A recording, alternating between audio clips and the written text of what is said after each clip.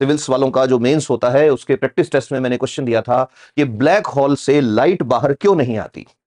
जो black hole होता है उससे कोई भी चीज बाहर क्यों नहीं आती। इसका आंसर बहुत सारे लोग लिख नहीं पाए थे। कुछ लोगों ने इस तरह के आंसर लिखे थे इज्जत बचाने के लिए कि इसका गुरुत्व बल बहुत अधिक होता है। इसका लॉजिकल आंसर जो आपको आउट मार्क्स दिलवाएगा, साइंस के क्वेश्चंस की खासियत है, ये 100% मार्क्स दिलवा सकते हैं। ब्यूटी ऑफ फिजिक्स इज यहां लॉजिक समझ गए तो हर क्वेश्चन आसान है। तो क्या आंसर देना था उसका? उसका आंसर सिंपल सा है कि सर देखिए, जो ब्लैक होल होता है उसका में उसमें संकुचन हो रहा है, that is constructing every time. तो वो संकुचन की वजह से उसकी आर की वैल्यू कम होती जाती है और एक लेवल के आगे आर इतना कम हो जाता है कि वी का वैल्यू बढ़ जाता है। और वी का वैल्यू कितना बढ़ जाता है? वी एस्केप जो है वो या तो लाइट की स्पीड के इक्वल हो जाएगा और या लाइट की स्पीड से भी ज्यादा हो जाएगा। और थ्योरी ऑफ रिलेटिविटी क्या कहती है कि दुनिया में, इस ब्रह्मांड में कोई भी चीज भले ही शक्तिमान क्यों ना आ जाए, प्रकाश के वेग से अधिक वेग से नहीं चल सकता। यहां तक कि प्रकाश के वेग से भी नहीं चल सकता फोटोन के अलावा कोई, क्योंकि वो मासलेस होना पड़ेगा उसको।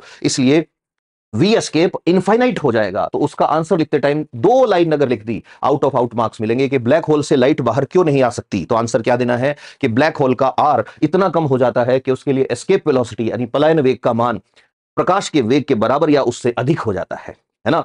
बस ये याद रखोगे और कोई भी चीज जो है उसका वेग प्रकाश के वेग के बराबर या उससे अधिक हो ही नहीं सकता। क्यों? थ्योरी ऑफ रिलेटिविटी, मासलेस हो जाएगा ऑब्जेक्ट और नेगेटिव मास हो ही नहीं सकता किसी का। तो जब भी कभी सवाल पूछे ये चीजें बहुत काम आती हैं। अच्छा, फिर आपसे सवाल पूछ लिया कि मून जो है उससे किसी चीज को लॉन्च करना है स्पेस में, तो वहां से सस्ता पड़ेगा या अर्थ से? तो आपको आंसर देना है मून से सस्ता पड़ेगा। क्यों? मून के लिए एस्केप वेलोसिटी का वैल्यू अर्थ से बहुत कम है।